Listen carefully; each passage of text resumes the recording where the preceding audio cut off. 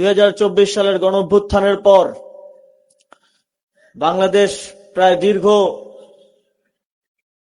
17-18 বছর পর বাংলাদেশের মানুষ অধীর আকাঙ্ক্ষা নিয়ে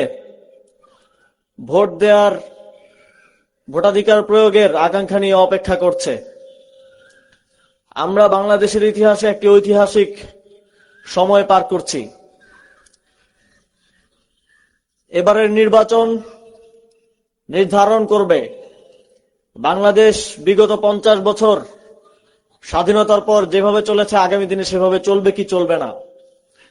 এবারের নির্বাচন নির্ধারণ করবে বিগত 17 বছরে বাংলাদেশের জনগণ যে কালো অধ্যায়ের মধ্য দিয়ে গিয়েছে আগামীর দিন সেরকম হবে কি হবে না। এবারের আপনাদের ভোটাধিকার নির্ধারণ করবে আমরা যেই অপশাসন, যেই গুণ খুমের রাজনীতি, যেই মুখ চেপে ধরে রাখার রাজনীতি, যেই দুর্নীতি চাঁদাবাদীর রাজনীতি দেখে আসছি সেটা সামনের বাংলাদেশে দেখব কিনা।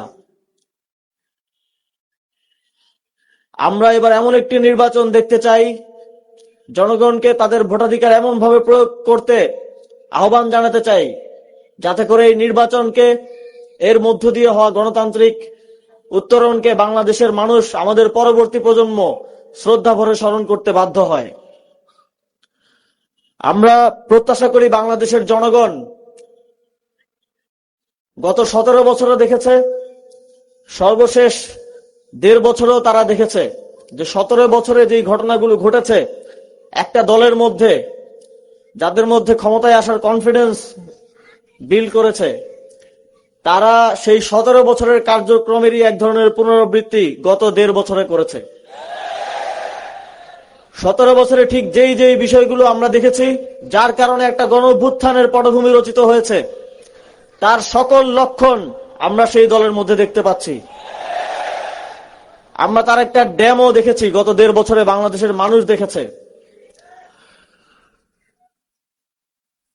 বাংলাদেশে গণতন্ত্রের ইতিহাসে যেই ইকুয়েশন 50 বছর 55 বছর ধরে চলে আসছিল, সেই প্রত্যেক ইকুয়েশন এবারের নির্বাচনে ভেঙে গেছে।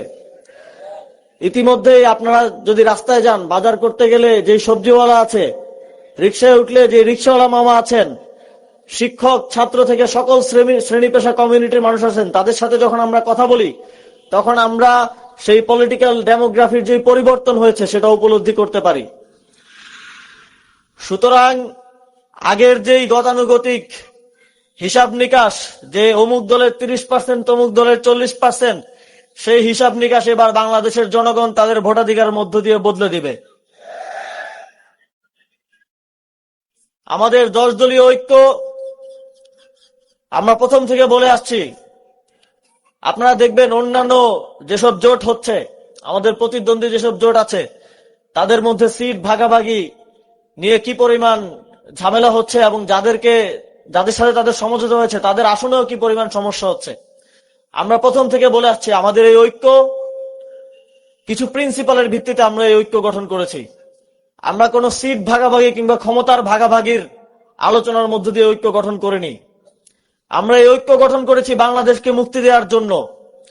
আমরা এই ঐক্য গঠন করেছি জুলাই গণঅভ্যুত্থানের মধ্য দিয়ে যেই সংস্কারের কমিটমেন্ট দেশবাসীকে আমরা দিয়েছি সেটা বাস্তবায়ন করার জন্য। এই ঐক্য, এই জোট বিজয়ী হলে ঐক্যমত্য কমিশনের সংস্কারের যে বিষয়গুলো এই গণভোটে আছে তার থেকে আরো বেশি সংস্কার আমরা করব। এই কমিটমেন্ট আমরা দেশবাসীকে দিতে চাই।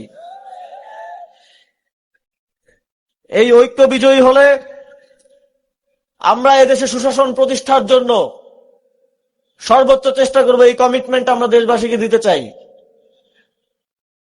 আমরা বিগত সময়ে আওয়ামী ফ্যাসিস্ট সরকার বাংলাদেশকে যেভাবে একটি প্রতিবেশী দেশের গিনিপিগ বানিয়ে রেখেছিল, বাংলাদেশ সেখান থেকে পৃথিবীর বুকে মাথা উঁচু করে দাঁড়াবে, এই নিশ্চয়তা আমরা দেশবাসীকে দিতে চাই।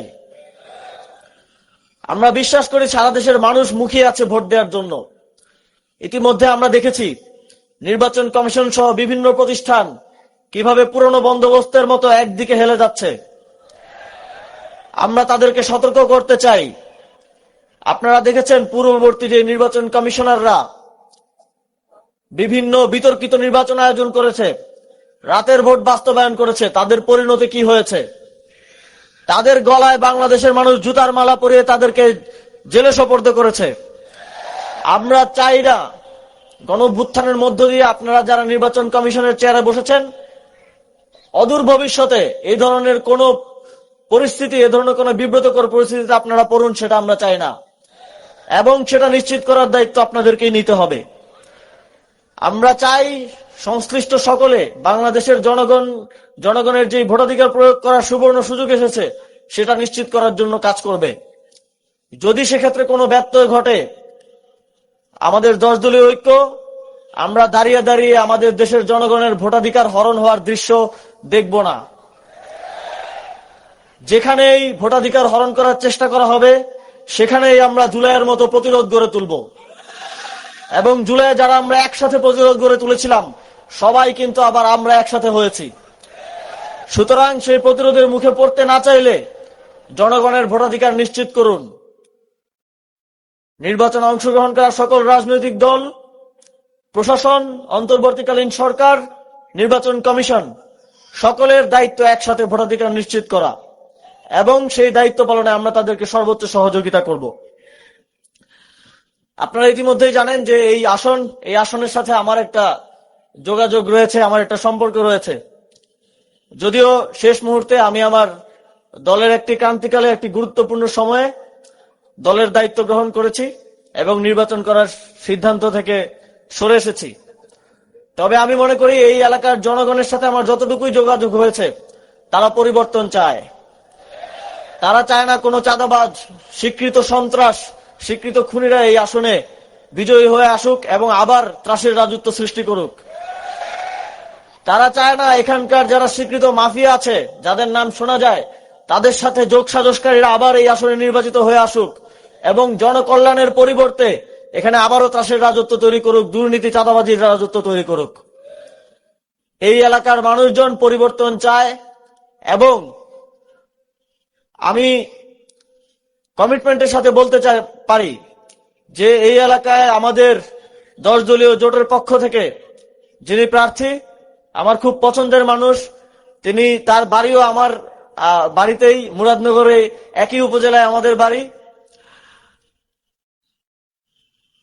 আমাদের ব্যারিস্টার মোহাম্মদ জসিমউদ্দিন সরকার, তাকে ভোট দিয়ে আপনারা জয়যুক্ত করবেন। আপনাদের প্রত্যেকের আগামীর জীবন পরিবর্তন করার জন্য তিনি কাজ করে যাবেন, এটা আমি আস্থার সাথে বলতে পারি। এবং আপনারা যদি এই জোটকে নির্বাচিত করেন, আমরা ইতিমধ্যেই জানি যে ঢাকা 10 আসনের প্রত্যেকটি থানার কিছু স্পেসিফিক সমস্যা রয়েছে। আমরা যখন কাজ করতে গিয়েছি, মানুষের কাছে গিয়েছি, কথা শুনতে গিয়েছি, আমরা দেখেছি হাজারীবাগে কারো জানমালের নিরাপত্তা নেই। সেখানে নিয়মিত মোবাইল চুরি হয়, ল্যাপটপ চুরি হয়, সেখানে রাহাজানি হয়, সেখানে কিশোর গ্যাংয়ের উপদ্রব রয়েছে। আমরা দেখেছি যে ধানমন্ডির মানুষজন একটা সুন্দর পরিবেশ চান, একটা সুন্দর একটা পরিচ্ছন্ন পরিবেশ চান। আমরা দেখেছি যে এখানে রাস্তাঘাটে কিভাবে ময়লা ফেলে রাখা হয়।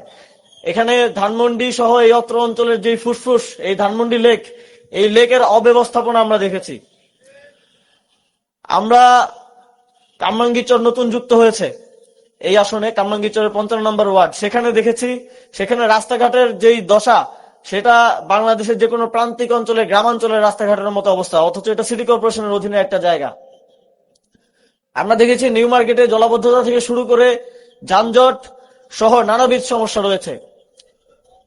আমি এই সমস্যাগুলো সমাধানে এই আসনের একজন ভোটার হিসেবে এবং এই আসনের একজন নাগরিক হিসেবে আমি আমার আস্থাটা ব্যারিস্টার জসিমউদ্দিন সরকারের উপরে রাখবো, এবং আমি প্রত্যাশা করব আপনারাও তাকে আস্থা রাখবেন, তাকে ভোট দিয়ে জয়যুক্ত করবেন। এবং আমরা 10 দলীয় জোট যে কল্যাণমূলক রাষ্ট্র গঠনের প্রতিশ্রুতি আপনাদেরকে দিচ্ছি, আপনারা জানেন ইতিপূর্বে আমরা আমাদের প্রতিশ্রুতি ভঙ্গ করিনি, ভবিষ্যতে আমরা ভঙ্গ করব না, এবং একটি সুন্দর বাংলাদেশ, নতুন বাংলাদেশ এবং যে সেকেন্ড রিপাবলিক গড়ার স্বপ্ন নিয়ে জুলাই গণঅভ্যুত্থানে শত শত তরুণরা জীবন দিয়েছে, সেই বাংলাদেশ গড়ার জন্য আমরা ঐক্যবদ্ধভাবে সামনের দিনেও কাজ করে যাব। এই প্রতিশ্রুতি আজকে 10 দলীয় ঐক্য জোটের পক্ষ থেকে আমি আপনাদেরকে দিচ্ছি এবং আমার বক্তব্য এখানে শেষ করছি। সকলে ভালো থাকবেন, দোয়া রাখবেন আমাদের জন্য। আসসালামু আলাইকুম।